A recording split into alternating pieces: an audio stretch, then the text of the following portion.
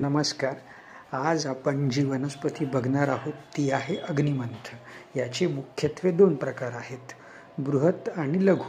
यातली जी बृहत अग्निमंथ म्हणून वापरली जाते ती आहे प्रेमना म्युक्रोनाटा किंवा प्रेमना सेरेटिफोलिया, आणि जी लघु अग्निमंथ म्हणून वापरली जाते ती आहे क्लेरोडेंड्रॉन फ्लोमिडिस. आणि आज आपण बघणार आहोत बृहत अग्निमंथ, जी मुख्यत्वे करून अग्निमंथ म्हणून वापरली जाते. अग्निमंथाचं स्वरूप जर आपण बघितलं तर छोटीशी ट्रंक आणि भरपूर शाखा असलेलं, भरपूर पसरणारं, साधारण 8 ते 10 मीटर उंचीपर्यंत वाढणारं याचं झुडूप किंवा गुल्म किंवा इंग्लिशमध्ये श्रब आपण म्हणतो असं पाहायला मिळतं. याची जर आपण पानं बघितली तर अशी ग्लॅब्रस म्हणजेच स्निग्ध, तुकतुकीत चकाकणारी अशी पानं असतात.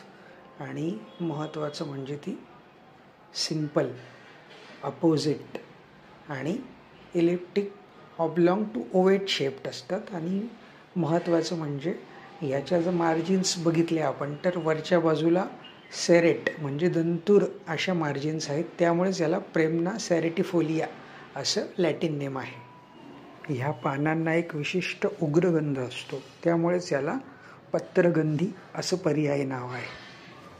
याचा जर आपण इन्फ्लोरसन्स बघितला तर अशी खूप छोटीशी ग्रीनिश व्हाईट कलरची क्लस्टर किंवा ग्रुपमध्ये इन्फ्लोरसन्समध्ये येणारी याची छोटी छोटी फुलं असतात.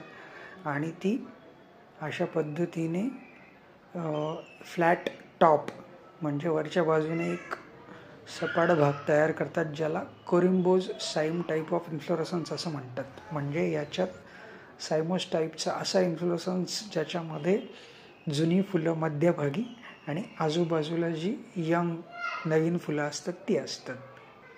याला म्हणतात कोरिम्बोज साईम इन्फ्लोरसन्स. त्यानंतर याची जर आपण फळं बघितली तर साधारण 3 ते 5 mm डायमीटर असलेली, वाटण्यासारखी दिसणारी याची गोल फळं असतात, जी कच्ची असताना हिरवी आणि पिकल्यानंतर अशी पर्पल टू ब्लॅक कलरची दिसतात, ज्याला बॉटॅनिकली ड्रूप असं म्हटलं जातं. अग्निमंथाची वाढ ही गण किंवा समूहात, इतर वनस्पतींच्या समूहात चांगली होते, म्हणूनच याला गणिकारिका असं पर्यायी नाव आलं आहे. अग्निमंथाचा रस आहे कटू, तिक्त, कषाय, मधुर, वीर्य आहे उष्ण, विपाक आहे कटू. दशमुळातली एक महत्त्वाची वनस्पती आहे. धन्यवाद.